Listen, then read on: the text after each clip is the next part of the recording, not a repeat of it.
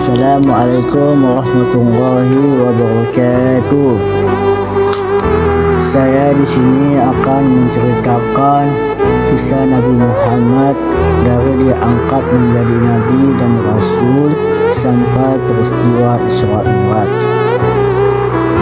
Masuklah kita bagian pertama kerasulan Nabi Muhammad SAW.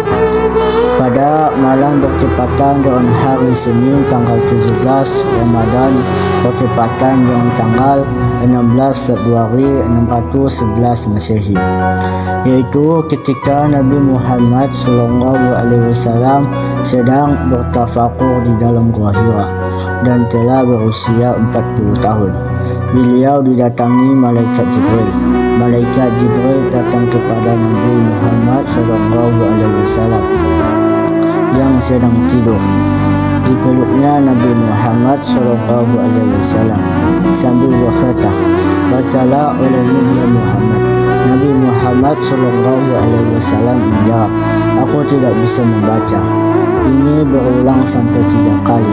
Pada yang ketiga kalinya, Jibril menampakkan wahyu kepada wahyu yang pertama diturunkan adalah surah Al-Alaq ayat 1. Adapun bunyinya, A'udzubillahi minasyaitonirrajim, Bismillahirrahmanirrahim.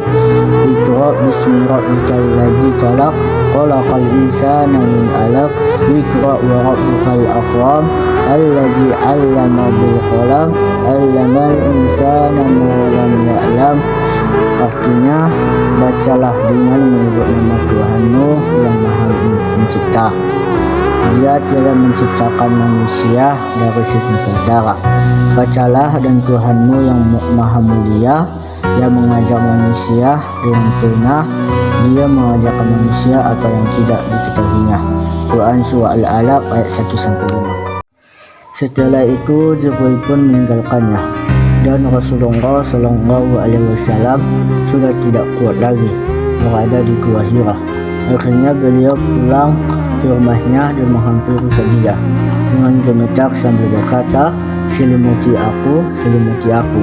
Khadijah pun menyelimutinya sehingga rasa takutnya sirna, lalu memberitahu Khadijah tentang apa yang telah diperbolehkannya dan berkata, "Sungguh aku khawatir terhadap diriku."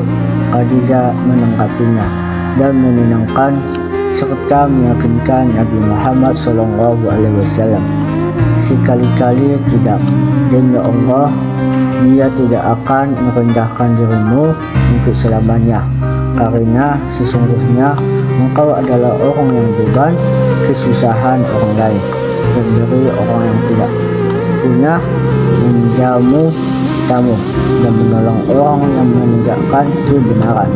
Setelah tenang sejenak, Khadijah mengajak Nabi Muhammad SAW untuk menemui saudaranya Waraqah bin Nawfal. Di depan Waraqah, Nabi Muhammad SAW menceritakan semua yang terjadi. Kemudian Waraqah membuka kitab Taurat dan Injil serta berkata, "Demi Tuhan, yang datang itu adalah malaikat Jibril yang pernah datang pada Nabi Musa alaihissalam. Baik-baiklah menjaga diri, tabahkan hatimu, wahai Muhammad. Kalau engkau akan diangkat menjadi rasul, jangan takut, tapi gembiralah menerima wahyu itu." Nabi Muhammad SAW telah mendapatkan wahyu yang pertama dari Allah Subhanahu wa Ta'ala dan telah mendapat nasihat dari Waraqah bin Nawfal. Beberapa malam Nabi Muhammad SAW telah siap menerima wahyu kembali, tetapi wahyu tersebut tidak kunjung datang. Pada malam ke-40 barulah wahyu yang kedua turun.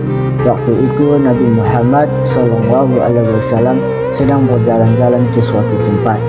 Tiba-tiba mendengar suara, "Ya Muhammad, engkau benar utusan Allah."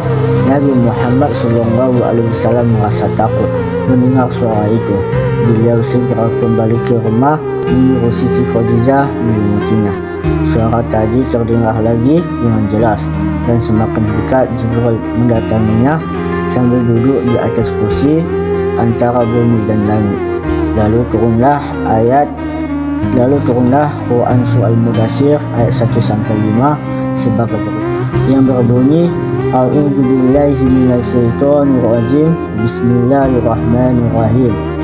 Ya ayyuhal mudaththir qum fa'anzir wa rabbukal faqabah wa siyabaka fatahar wa rujza fahjur. Quran surah Al-Mudaththir ayat 1 sampai 5.